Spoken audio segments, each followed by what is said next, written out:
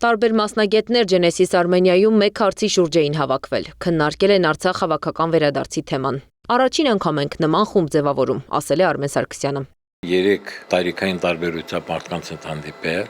մասնագիտական առումով տարբեր մասնագիտությունների մարդկանց հետ հանդիպել եւ հետաքրիր է նույն կլոր սեղանի շուրջը այդ 3 սերունդները ինչպես են արձագանքում նույն հարցերի, բոլորը միասին։ Սա է այդ առանձնահատկությունը։ Եթե մի քանի ամիս առաջ Արցախ հավաքական վերադարձի վերաբերյալ ոչինչ չէր անում Հայաստանի գործող իշխանությունը, հիմա ակնհայտ վերադարձի դեմ է գործում, նշում է պատմաբանը։ Ասում են, հավասարության նշան դնելով Արցախ հավաքական վերադարձի եւ այսպես կոչված Արևմտյան Ադրբեջանի վերադարձի հարցերի միջև Նիկոլ Փաշինյանը որոշում է կայացնում արցախցիների անունից, ինչի իրավունքը չունի։ Արցախցիների վերադարձի իրավունքը դա արցախցիների իրավունքն է, բնական իրավունք է դա եւ ոչ ոք բացի արցախցիներից իրավունք չունի բացելու կամ փակելու այդ էջը։ ՀՀԿ Միսկի խմբի լուծարումը եւս հավաքական վերադարձի եւ Արցախի հարցի կարգավորման դեմ եղավ, նշում է պատմաբանը։ Վերադարձին խանգարող շարքը թվարկելուց հետո զրուցակիցս նշում է, կարևորը արցախցիների վերադարձի ցանկությունն է, որը կարող է նախադրյալներ ստեղծել իրավունքն իրացնելու հարցում։ Եթե Մինսկի խումբը փակվել է, այո, դա մեծ հարված է, բայց դա չի նշանակում, որ չի կարող ստեղծվել մի ուրիշ ավելի զորեղ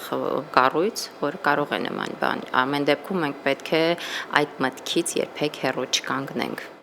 Թուրքագետ Ալբերտ Օհանյանը կարծում է, Թուրքիայի եւ Ադրբեջանի համատեղ ուժը հաշվի առնելով, հավաքական վերադարձի հարցը պետք է քննարկել գերտերությունների հետ, տարածաշրջանային եւ ոչ միայն։ Մի քանի պետություններ,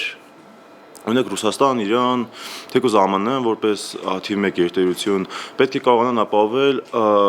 լինեն խաղապազորքեր, այսպես ասած, եւ ապահովեն հայ բնակչության անվտանգությունը Արցախում, պաշտպանելու նրանց թե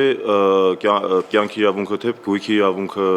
բոլոր իրավունքները պետք է պաշտպանված լինեն տարբեր կազմակերպությունների կողմից։ Բացի մասնագիտական տարբերությունից Genesis-ի հարկի տակ հավաքված խումբը տարբերվում էր նաև տարիքով, երիտասարդներն ավելի համարձակ առաջարկներով էին հանդես գալիս, ինչը հավասարակշռում էր ավագ սերնդի ռիսկերն ու հնարավորությունները դատելու փորձից։ Քննարկումը տևեց 2 ժամ, մշակվող ռազմավարության էջերը համալրվեցին նոր առաջարկներով։ Անի Աբաղյան, Նոնա Գևորգյան, ABC Media։ Բաժանորդագրվեք YouTube-ի մեր ալիքին, հետևեք մեզ Facebook-ում, Telegram-ում, Instagram-ում, WhatsApp-ում եւ TikTok-ում կամ այցելեք 3w abcmedia.am պաշտոնական կայք։